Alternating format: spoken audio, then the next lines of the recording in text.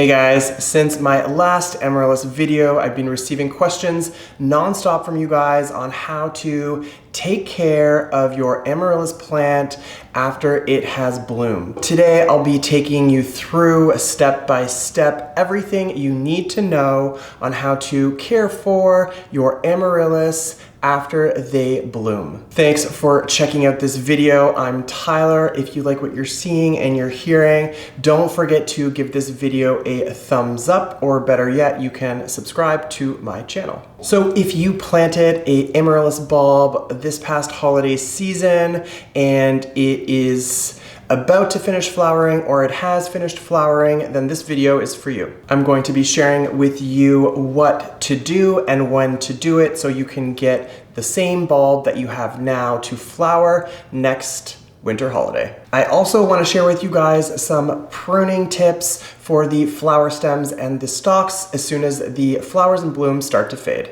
All right, so in front of me, I have a couple of varieties of Amaryllis. These are known as the Ferrari variety, and they are a single flower with a reddy orange color. And these are the Cherry Nymph variety with a deep red coloring and a magical double flower. As you can see, I still have a couple of Cherry Nymph Amaryllis that are in flower and are about to bloom. So first and foremost is how to care for and prune these plants as the individual flowers start to fade and eventually once the entire stalk is done blooming. As you probably already know, each bulb has 2 flowering stalks that come in one after the other. By pruning the dead flowers at the base of their stem at the top of the stalk, basically what you're allowing to happen is for the plant to put its energy and its resources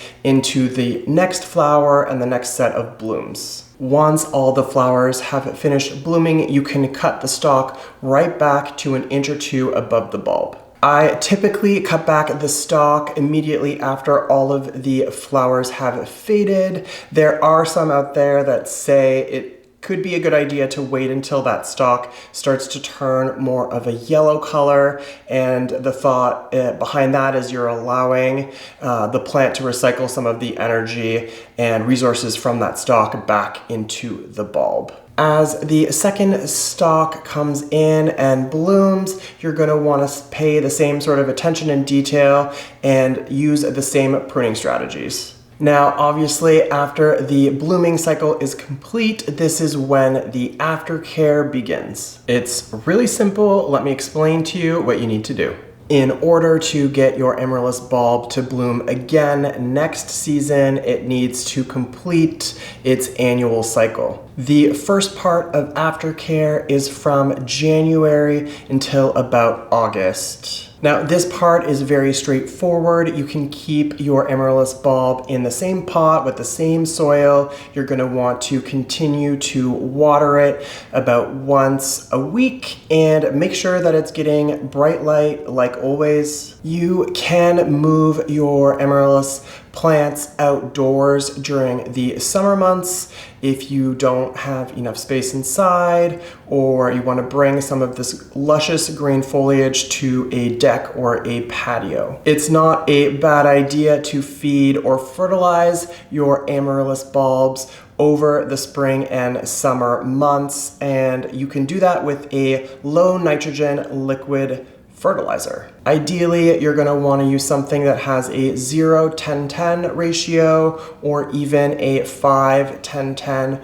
ratio, and that will get you some nice feed for your plant so that it has luscious blooms that next season. The second part to the after bloom care is the dormancy period. Okay, so dormancy might sound a little bit weird, but all that means is the plant is in a phase in which it is not putting energy towards new growth. I mean, one way to look at it or think about it is to think about a bear that is going into hibernation. All right, so as soon as September rolls around, this is the timing that we want to create this dormancy period so that we are able to have nice blooming flowers for the next winter holiday season. Now, there are a few things you will need to do to ensure the dormancy period. You can keep the bulb in its pot in that same soil. It's going to need a cooler temperature and a darker spot for storage. The dormancy period required for Amaryllis is anywhere from 6 to 8 weeks long. So what I would recommend doing is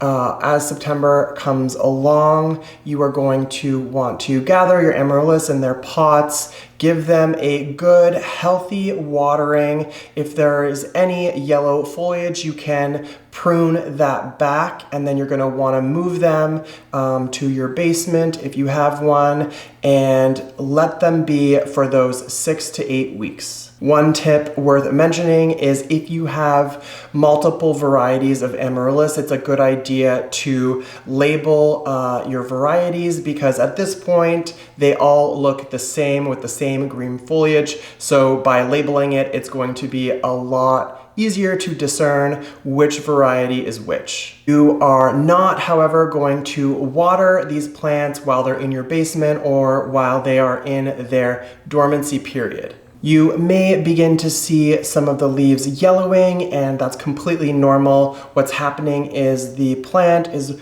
pulling those resources out of the foliage into the bulb. Then in mid to late October is the perfect time to bring these guys back upstairs or out of their dormancy period. The key here is to hold off on watering them once you've brought them back out until you start to see some new growth. And basically from that point of new growth on, you have about 6 to 10 weeks until your Amaryllis plant is blooming and flowering once again. Well, I hope you guys found this video to be helpful. That's it for me. Miss you already. See you next Saturday.